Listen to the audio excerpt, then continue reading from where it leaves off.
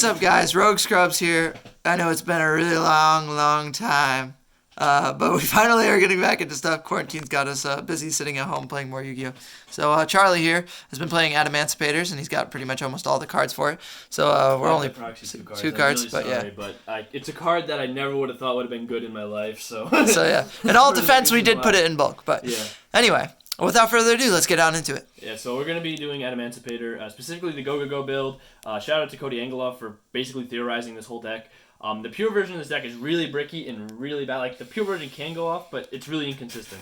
This build is just incredibly consistent, and the power that the Gogogo monsters add is just insane. I never would have thought this ever. But anyway, I'll get right into the list.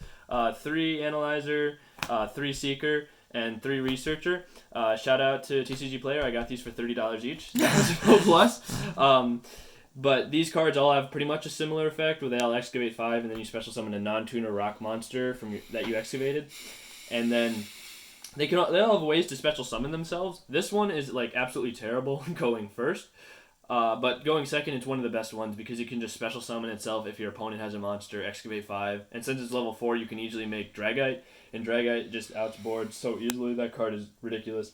Researcher is easily the best one, which is why she's $50 right now. But whenever you have a rock, you can just special summon her and then do her effect to excavate 5. And Seeker's kind of so-so. You have to have an Adamancipator to do his, but he still excavates 5. These cards are like your heart and soul of your deck, and you need to see these to basically be able to play. So that's why you max out on them. You even play 3 Doki Dokis so you can get to those cards. Usually Doki Doki doesn't summon them as often. You use them to summon like other Gogogo monsters out of your deck so that you can get your combos going. And he is a level 2, which is kind of awkward sometimes. But you can use this to make cards like Herald of Arclight, which is just another negate. And you can also use this to just make Needle Fiber randomly at certain points. Mm-hmm. And then the only Adamantia crystal I play is 2 Dragite. The reason for this is simply just because it's the best of the 3 crystals. The other 2 crystals suck because they only let you stack your deck with cards that are either in your hand or in your graveyard, so it's really pointless. But this has draw cards, so it's really good. Plus, yeah, it's really good. I don't play Almirage, but if you do, you could, if you open this in Signs, you could search any tuner in your deck or any rock monster in your deck. This is the Gogogo engine. 3 Dododo Dwarf Gogogo Glove. Oh man, you pronounced it. So basically, this card's insane. I had no idea what this card does. So during your main phase, while it's on the field, you can special summon a Zubaba or a Gagaga monster from your hand. And then while it's in the graveyard, if you have a Gogogo or a Dododo monster on your field besides itself, you can just special summon it, but banish it when it leaves the field. Like that's incredible. Like it's just so free. And it's a rock too, so you can summon it when you excavate with the Adamancipators. Like this card is just so free ridiculous value. And free. To go with it, I played 2. This is Gogogo Gigas. I don't have Gogogo Gigas. But the reason you play it is it's another level 4 Earth Rock that whenever you special summon a Gogogo while it's in the graveyard, it summons itself back. But you can't use your battle phase the turn you do that, but it's going to be irrelevant because you're going to be doing it turn 1. So yeah, that's why you play it. It's another level 4, free body, free earth. I mean, is it battle phase for the rest of the turn? So if for like the you rest guys of the turn, I think. Okay, so you do it. yeah. And then we play like 1 Gogogo Giant. This card's just in here for like I guess recovery follow up. It's really not that good, but it's pretty cool. Another thing you can summon. And then I play 1 of this. What is this? Utopic Onomatopoeia, because you can special. It's the only one that you can like special summon from your hand with this guy that helps you. Because I think all the other Zubaba and Gagaga monsters are kind of like just not that good. And this one's just treated as everything. So it works like when it's on the field, you can summon this guy back. While it's in your hand, you can summon it from your hand with him. When it's special summoned, you can summon this guy back. You can summon it from Grave off Giant, right? Yeah, you can summon it with Giant too if you need to, but that rarely comes up. The only bad thing is it's not an Earth and it's not a Rock. But other than that, that's why you only play 1. So yeah, that's it for the Gogogo engine. Kind of. 2 Gigantes. This is here, so it's just another free body, really. You can search it off Block Dragon, special summon it. You can search even 2 of them and just drop both and then make a rank 4 easily. And if you can make a rank 4 in this deck, you pretty much are going to win the game because you're just going to end on an unbelievable board. And then this card, it's just more extenders to be able to make level 6 synchro plays or even level 8. And then I played 2 Block Dragon. You really only need 1 of this because you're going to search, but sometimes I've come into scenarios where I need to banish the Block Dragon. So it's really nice to have 2 of it just in case it's needed. And then I played one Oleon. This is actually really important because if you notice, I'm not playing any wind monsters in the main deck, so it's hard to activate to use Raptite on my opponent's turn. It's DD Crow effect, and this is one of the few wind monsters you can. It's also really good because it helps you to make Appaloosa a lot easier with Needle Fiber, and it's also a level 2 tuner, so it meshes well with the deck to make level 6s and level 8 synchros, and level 4s even. It's a $10 rare for a reason. This isn't budget. Yeah. And then 2 Nibiru. Really, you can search it, but like you don't do that often, and it's really important to have like some form of hand trap in this deck just so you don't auto lose to going second. And Nibiru is pretty good. Fun fact, because of like this, you can actually like play through getting Nibiru with this deck, which is kind of crazy. So you don't need to play Kokimero Guardian to play around Nibiru because you can actually play through it quite easily, which is ridiculous. I never would have thought that'd be possible. 3 Adamancipator Signs. I don't know why this card is $6. I guess it's because it's short printed, but this card is absolutely bonkers. The fact that it's not a hard once per turn monster reborn and you get to like stack your deck is just retarded. So yeah, you need to play 3 of this. It's just like a super free extender and it just does so much for your deck. It's crazy. Then the only other spells we play are 2 Automatopoeia or Para, whatever the hell that is, and 3 what is this? Automata Pickup. Adds up. So basically, this has a few cool key interactions. Basically, you're just gonna search that, which will get you the Gogogo guy and something else, and then it also has the ability to make everything on your board like level 4. So it helps you make like rank 4s. It also helps you make level 8 synchro plays, which is pretty cool.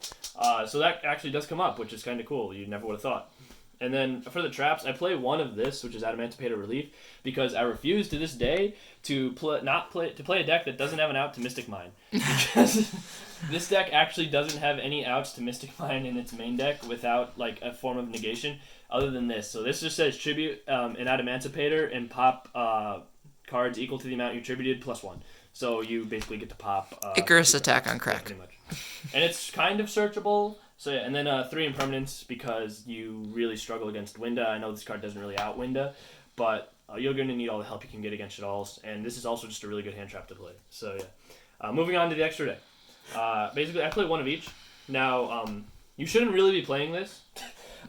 You can play Omega or Crystalling over this. I just continue to play it because I like having the ability. Okay, I like the card, yeah, and it's overpriced. It shouldn't be $10 because it's worse than the other two. But I like playing it because if you summon it, you can have the chance to grab another monster reborn off it, or you have the chance to grab the trap off it and have another piece of interruption. Its effect, though, is never ever going to be live to special summon from your opponent's turn because I don't play any fire monsters other than Phoenix. So yeah, and then Raptite is really good because it's just a free extender, and this card is just crazy. It's a spell and trap negate, and it just bounces cards. Like, that's ridiculous. It's amazing going second, too, so yeah. And then Raptite's also DD Crow. Then I play Borreload Savage and Herald as my only other 2 synchro monsters. I know it's kind of lackluster, but you should probably play Omega or something in here and Crystalling, but these are the only 2 I felt I really needed. This is like a Macrocosmos and a Negate, which is just crazy. And this is just, it's Boral Savage. I don't know if I need to explain that. So, and then for the Exceed monsters, I play Gallant Granite and Abyss Dweller. Gallant Granite is literally the nuts in this deck. Like, this card might as well just say full combo because, like, even though there's like no hard set combos in this deck, this card is if you resolve it to search either Block Dragon or Researcher, chances are you're going to end on like a crazy board with like 7 interruptions, which is just crazy. And then Abyss Dweller is probably the best rank 4 you can end on right now. I know you shouldn't do Baguska because that would take away your own negates, but Dweller is probably the best rank 4 you can end on. Although it's not as strong as it used to be. It's still a very, very strong card. And if you make it with Dragite, you can make it a $2,200, so that's cute. And then for the Link monsters, I play Appaloosa, so you can make this, and usually it'll only have 3 counters, which is cool. Boral Sword, you really don't need to play this, because in all honesty, this deck is so good at putting out damage that you don't need this card at all. So I might actually cut it again for like another Synchro monster, like Omega or Crystalline. Unicorn, Phoenix, and Cerebrus. This card is actually really good to help you play through Nibiru because you can pop the Nibiru, draw another card, and it's an Earth monster, so you can use it, banish it to summon Block Dragon, which is really good. And then Needle Fiber, IP, and the Unicorn's free IP. And then the Link Spider is for the token, which is so stupid how this card's only in here just for that Mecha Phantom Beast token. Gotta get that Earth Engrave. But not only that, but Appaloosa requires like non-token monsters, so that's why you need to play this. So you can just turn your token into a non-effect monster and make this. So yeah, that's it for the deck. I'm not really playing any tuners off Needle Fiber because you rarely are left. Other than a lion. No. What I mean is I'm not playing The any things summoning, to summon off Needle Fiber from the extra deck because you rarely are going to leave it up in this build. But yeah, that's the deck. It's really fun and it's really explosive. I really did want to play this deck pure, but after like playing with this deck, I just saw like this deck just doesn't brick. That's and more also potential.